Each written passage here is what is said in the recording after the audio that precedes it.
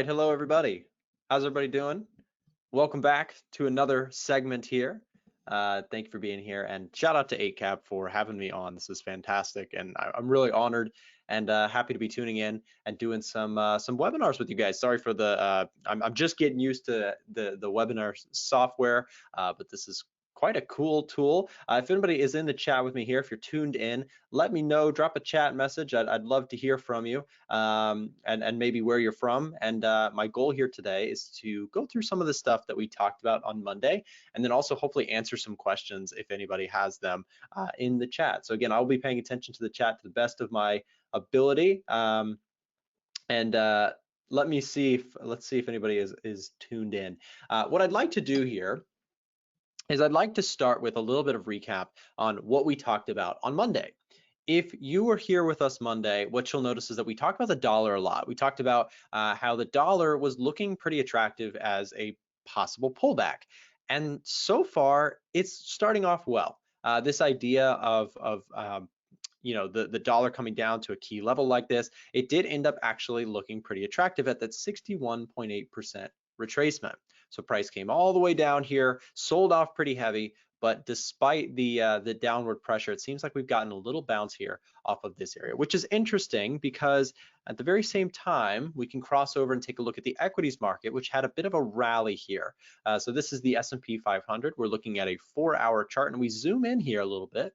What you'll notice is that price basically came down into this area and found strong buyers. I mean, in fact, look at this. You have 1, 2, 3, 4, 5, 6, 7, 8, 9, 10, 11 green candles in a row, which is absolutely crazy to see in one single sort of stretch like that. Usually you do not get that many that many green candles in a row like that. So that's just an incredible little push there. Despite that, though, the question is, will this sort of remain? And I wanted to cover that and follow up with what we discussed on Monday, which was basically, again, the outlook on the US dollar, taking a look at the equities market as well in reference to that, the S&P, the US 30, NAS 100, etc.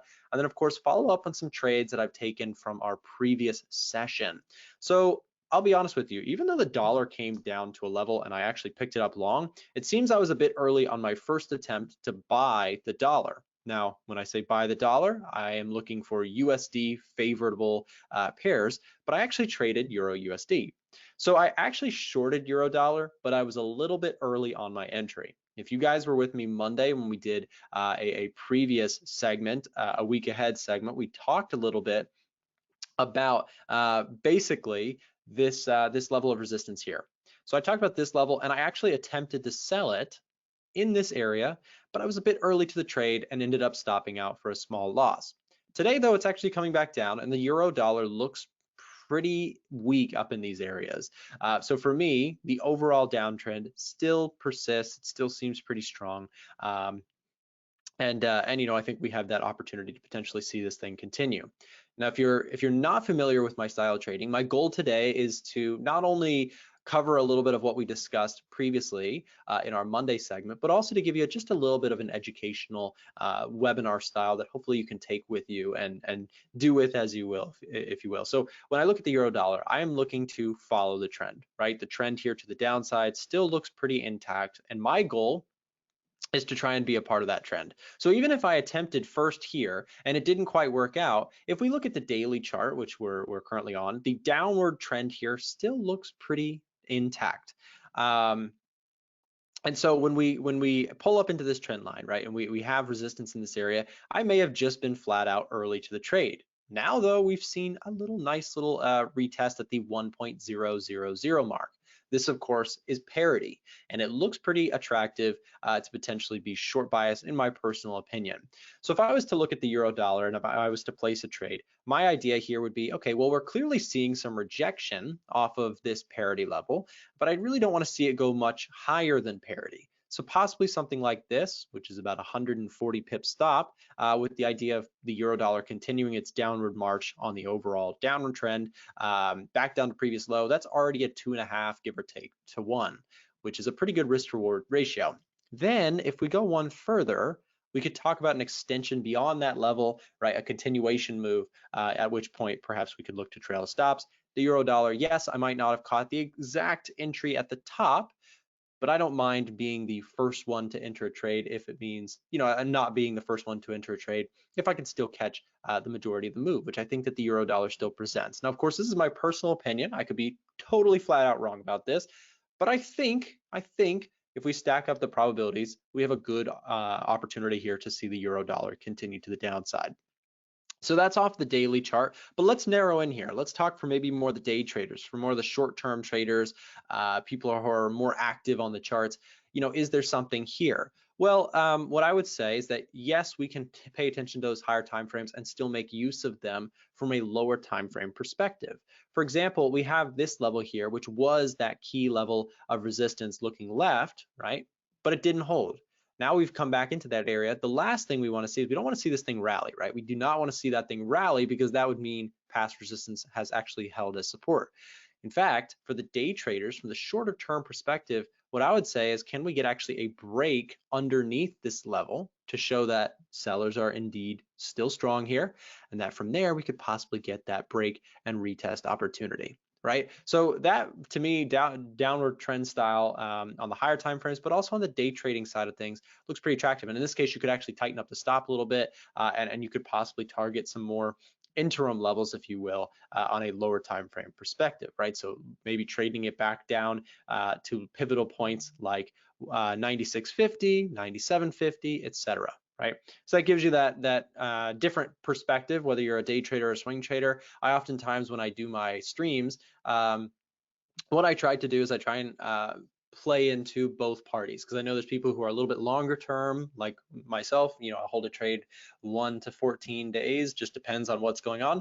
And I know that there are day traders who are more like, what can I trade today? What's going on, now? What are the opportunities that are setting up right now, if that makes sense?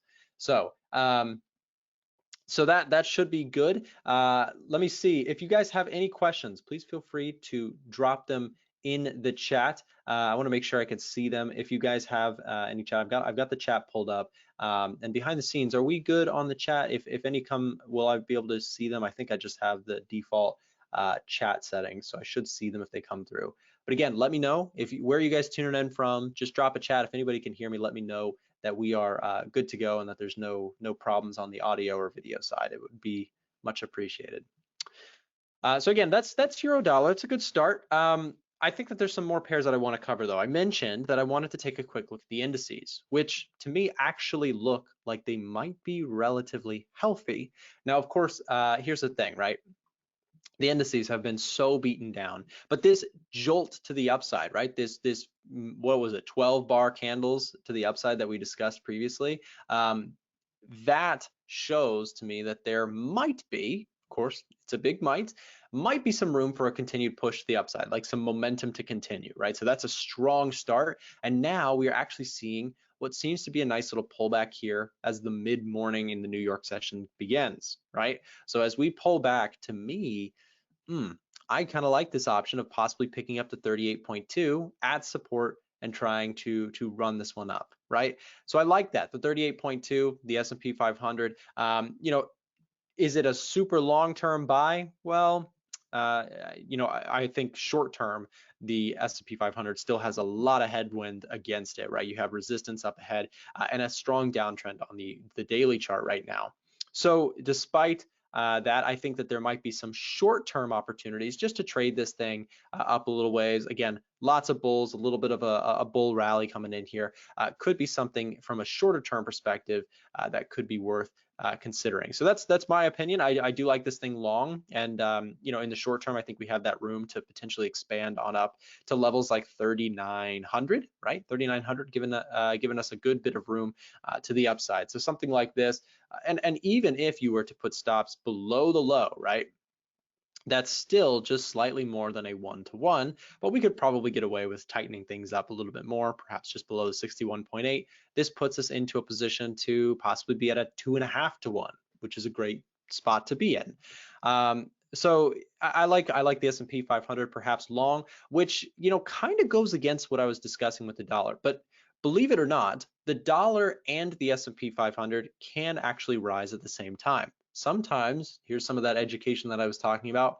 Sometimes people think that there's a one-to-one in terms of US dollar compared to SPY, right? People sometimes assume that when the dollar goes down, the S&P has to go up, or that when the dollar goes up, the S&P has to go down. But there is not a perfect inverse correlation here. In fact, that doesn't actually hold up. There are many times where the dollar can rise while the S&P 500 also rises. It's a Game of Thrones when it comes to currencies and equities markets, right? People are constantly comparing, do they want to go into bonds, etc. Let me go to some questions to, let me make sure I can see this chat. I'm going to try and make sure I can see the right spot on the chat. So I'm right here. This is where I'm at. I want to make sure I see you guys' questions, so I apologize. Like I said, I'm new to the software here. I'm going to the questions, send questions to staff. Is that it? Is that where I'm supposed to be? With the chat, I can pop this out. This is what I see in the chat right now. I hope I'm not missing anybody. But anyways, as I was saying, the thing is, right, with the dollar and the SPY, there is not a perfect inverse correlation. So we can't assume that, if you think the S&P 500 is going up, that it's absolutely going up if the dollar comes down. There's not a perfect correlation, like I said there. So that's where I'm at. And let me make sure, so view the question tab for webinar, question tab for webinar, question sharing, audience view, attendees.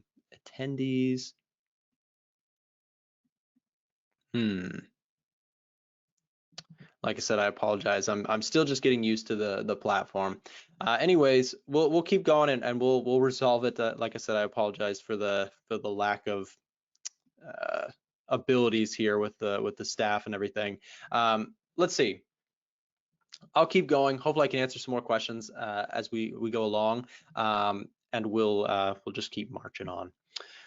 So the S&P, like I said, I think it has upside, but you have to be very aware that the S&P 500 does not have a lot of hope in it, right? There's not a lot of hope in this thing. Every time this thing has rallied recently, recently in the last year, it's been met with huge resistance, right? Massive sellers coming in each time the market rallies. So you have to understand, like, when this thing does finally turn, it's going to be sudden and it's going to be a big change of pace. We have not quite seen that confirmed breakout, in my view. Like, I think we need to start seeing levels of resistance start breaking and holding as support, if that makes sense, right?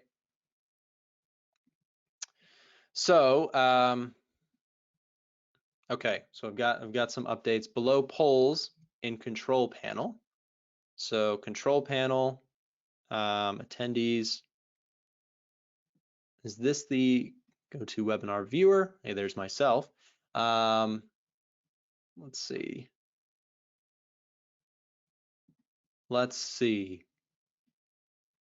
Controls, polls and control panel.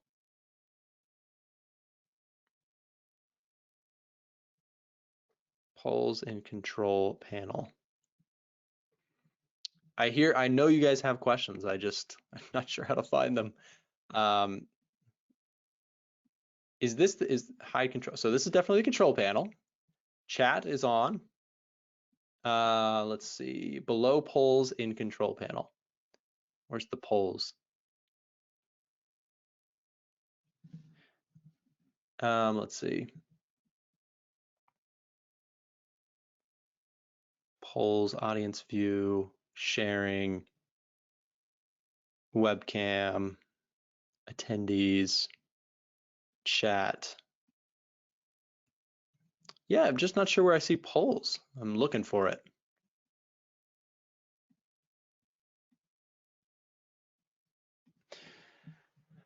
Okay, I will get it eventually. We might have to sort it out in just a moment. I apologize. I'm looking for polls and control panel, but I can't find it. Polls. Well, let me keep going. Like I said, technical difficulties, I apologize. It's my first time using the software, but we will sort it out, don't you worry. Let's keep going. So the S&P 500, we've talked about the dollar a little bit, and if we continue to trug along, I wanted to talk about some more things here as well. So last time, if you were here with me Monday on our previous coaching call, what we did for the week ahead, we talked about the dollar, right? We talked about some of the trades that I took. And maybe now what we could do is just follow up a little bit more in depth. So I mentioned that I shorted the euro dollar, but I was too early. So of course, it's not feeling great today when we see basically that, of course, we've missed the initial move. But what I mentioned previously earlier on in the stream today was that I'm not totally opposed to the idea of just joining the trade maybe a little bit late, right? I don't personally think that there's anything wrong with, if you have a trend following setup in which you're going for something much greater, right? I still know where my risk would be. So for me, I can actually tighten this stop up pretty good on a swing trading basis. We discussed earlier that as a day trader, you could probably drop it down. But I want to talk about one other pair that I'm actually interested in myself, which is dollar Swiss. And dollar Swiss, I like this thing long for several reasons. But one of the reasons here from a technical perspective is we've seen some really strong green candles coming into this chart. And what I would like is possibly a chance to re-enter or try this concept again at the very same level. We didn't quite come into contact there. In fact, we're about 100 pips away. If that thing drops a little bit more, there might be that setup, but it's a bit of a ways away. What about dollar yen? We'll discuss dollar yen here for a second. I want to talk about a little follow-up on what we discussed on Monday, which was with dollar yen, watching for the break here. All right, we've got a good start. We've got a bit of strength coming into the chart. What we're seeing is price coming up into resistance once more. But if we can get a green candle, this is what I was discussing Monday, right? A break above and then a retest opportunity at 145. I like the idea of just continuing to follow the trend here. And of course, this is not a, it's not a strategy in which I'm just looking to aimlessly buy, right? I need to know where I'm going to be wrong with this, because especially when you're trend following, you don't want to get caught holding on to a massive reversal, right? And the dollar yen has been up for a very long time. But just because something has been up for a very long time does not necessarily mean, oh, it's going to drop now, right? A very common mistake by new traders is that what they'll think is that, okay, a market is trending, it's extremely overbought and that has to come down right now, right? But that to me is a super dangerous way of thinking, because had you said that over here, right, you'd be probably sitting on a really tough situation, right, if you had held throughout that. And that's oftentimes what newer traders tend to do, is they tend to buy something when it's low, thinking that they've gotten the low and that they're going to make good money, and then when it keeps going lower, they just hold on thinking this can't go on forever, right? But if you actually re-engineer that, that's how I've caught some of my best trades ever, was doing the exact opposite. Basically, like when something is trending, looking for that opportunity to still within a managed risk perspective, look to buy something that is trending higher for good reason, off of good fundamentals and technicals, and then looking to try and trail that stop and hold on to it as tight as possible. So what I'm looking for, like I said, is a break above. I'd like to see a close on the daily chart above the previous highs here around 145, and then retests on the intraday to potentially look to go long. Now, I think you've actually gotten just here on the hourly chart, this little shoot to the downside showed us that buyers were pretty strong in this area, at least early morning here in the US or London session. We saw, I guess actually this was overnight. Overnight, we had some big buyers come in on the dollar yen after a push to the downside. So that tells us, okay, for me, that's probably where I'd be looking to put my stop underneath. I don't really want to see this thing clear those lows. In a worst case scenario, maybe it retests this, but if it breaks underneath there, I just need to be out of the trade, right? So that's how I would set up a position on dollar yen, would be that. Now that's kind of a good bit of a stop loss. So let's actually narrow this in here and see if there's anything we could do to possibly tighten this up.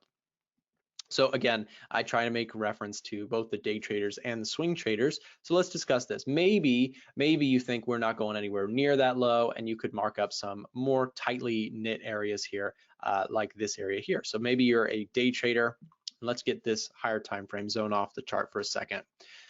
let's say that you get a break above some of this structure here, right? So you start to see what is resistance now break out, right?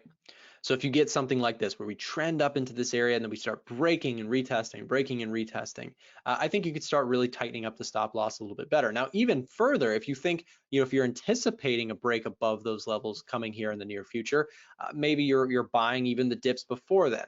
But that's definitely a more aggressive play. For me, like I said, I like that break of the 4-hour high and then looking for retest buys. That, if that happens, I'd be interested in possibly picking up a position. Stops could tighten to just below market structure here. Or if you're not willing to risk that many pips, this tightens up to 83 pips, which 75, 80 pips on the dollar yen is not that much off of a 4-hour chart. So, and again, we get these rare moves every once in a while like this, but this is very, very out of the ordinary. This was news from the Bank of Japan discussing the idea basically of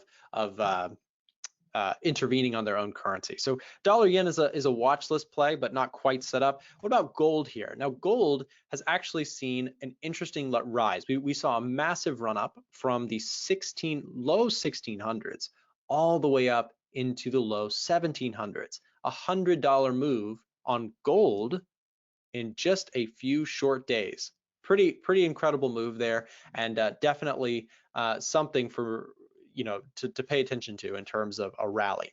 Now, despite that though, gold still has some serious doubts to disprove, if you will, because overall on the downtrend we've seen some strength, right? We've seen some real strength this year, and despite this thing having a solid shoot to the upside, it doesn't mean that it can't completely fade back down to the lows. Of course, that's not what I'm saying absolutely will happen, right? There's no such thing as absolutely's when it comes to trading, right?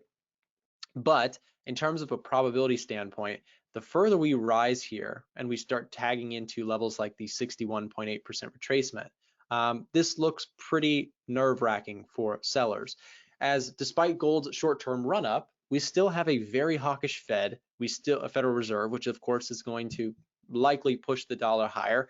We have anticipation from the Federal Reserve to raise interest rates all the way through the end of the year and into next year, which will probably cause bullish pressure on the dollar, which could ultimately lead to gold again continuing its downward trend. So off of the daily chart, yeah, you get a little bit of a poke to the upside. You just have to be cautious that this short-term run-up, you don't get sold on the hype. And we have to be very careful as we tag up into resistance. There could actually be selling opportunities to take advantage of this, possible continuation move.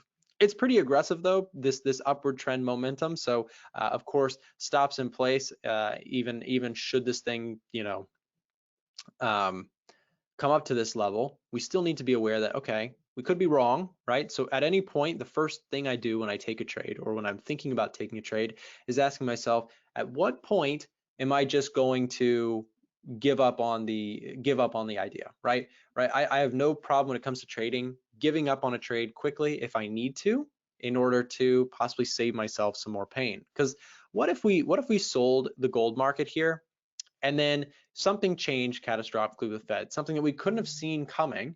So we need to have some sort of risk management in place. Let's say this thing flies to the upside off of news that, I don't know, the Federal Reserve is going to slow down its interest rate hikes. If that were to occur, not something that we can see coming, but if that were to occur, we need a stop out plan, right? Because gold could shoot like crazy to the upside.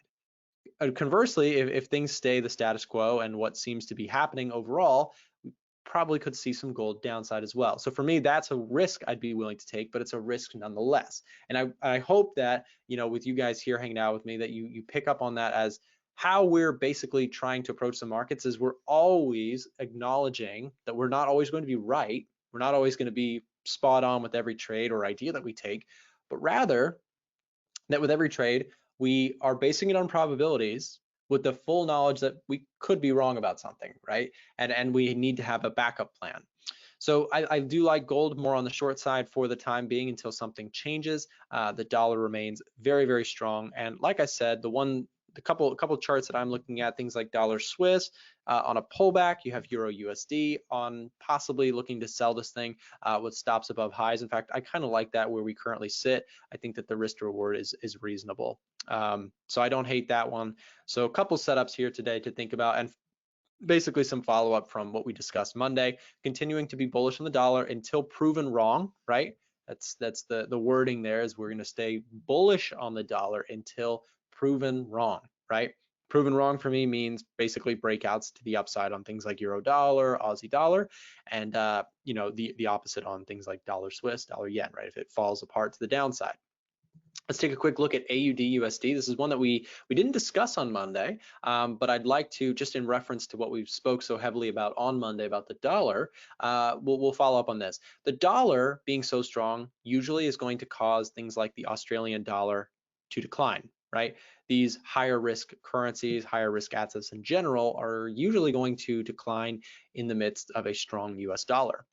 Now, the thing here is that even though the dollar is down, the Australian dollar is also down. So it's just showing how incredibly weak the Australian currency right now is. Truly, it is you know, a risk-on asset in a risk-off world right now, number one. And number two, it's behind the curve when it comes to interest rates. Audio issues. Can you hear me? Hopefully. Let me see. Are we okay on audio? Can you hear me now? Let me make sure we are okay.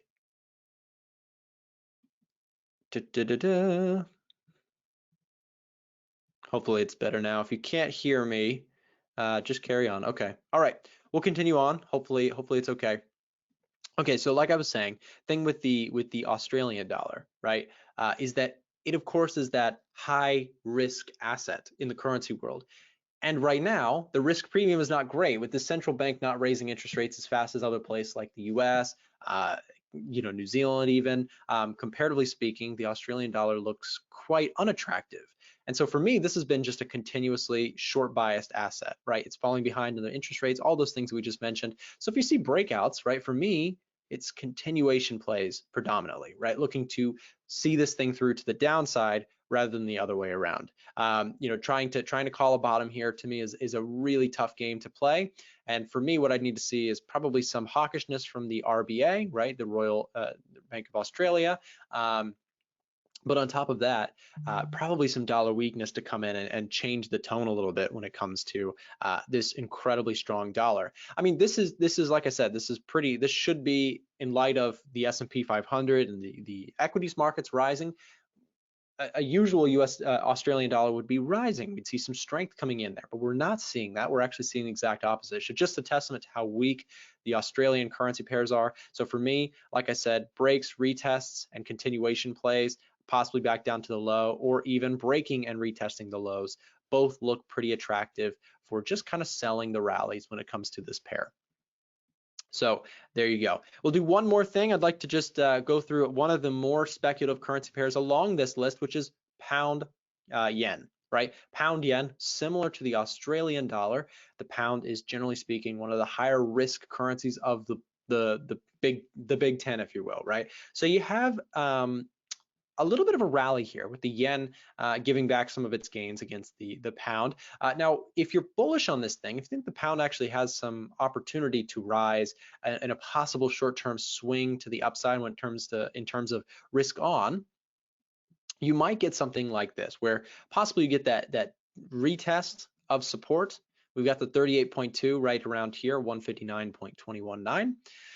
Might be worthwhile in terms of a setup here, right? But a bit of a higher risk play. The risk to reward, though, could be quite good if you see this thing continuing to rise, especially if we get a little of a bump to the S&P 500. This is, like I said, this is where you would expect the Australian dollar to do quite well in an S&P 500 push to the upside, where it didn't. Whereas pound yen is sort of following suit. It's seeing some strength and seeing some optimism come back in on the pound against the Japanese yen. So if you were to try and play some sympathy moves from the S&P, perhaps in the currency market, this is where I would say you probably get the most risk on in terms of pound versus the Japanese yen. So there you go. I hope this was helpful to you guys today. If you did enjoy today's webinar, I just want to say a special thank you to Eightcap for having me on today. I apologize for some of the chat issues. I'm going to sort them out and make sure we have them next time. Like I said, it was my first time using this software, and I will definitely be saying hello again to you guys next week when we do it on this software again. And I want to invite you guys to make sure to follow me on YouTube if you would like to see, check back in with me Monday through Friday. I'm usually streaming on there as well. My channel is called Trader Nick, one word. You can check it out there and hopefully answer some more of your trading questions. Again, we stream for free. And a big shout out and thank you to Eightcap for having me, as well as offering this awesome free service to people out there who are looking to learn more about trading. This is something really, really cool. So thank you guys for coming on, and have a great rest of your day. We'll see you next time.